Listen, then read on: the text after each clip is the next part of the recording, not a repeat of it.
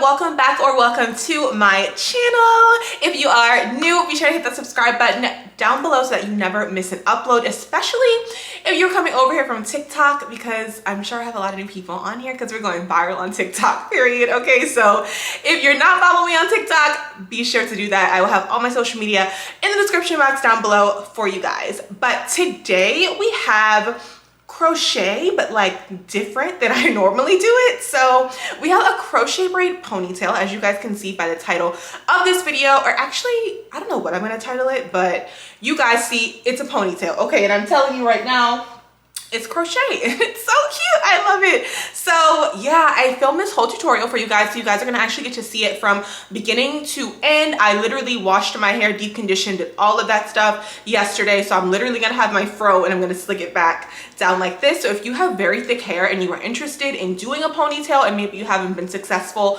before, hopefully this tutorial helps you out today. I'm gonna show you guys everything that you're gonna need to create the ponytail, like when I start the tutorial part, but this is gonna be the hair. This is the Afri Nap Trail 3X Caribbean. Oh, actually, this is the Passion Water Wave. So it's from the Caribbean line, but it's the Passion Water Wave in 14 inches, and this is the color 1B. You guys are gonna notice that my ponytail is just slightly darker than my real hair. I've honestly been wanting to put just like a rinse on my natural hair, just so that when I wanna do styles like this, it does match really well.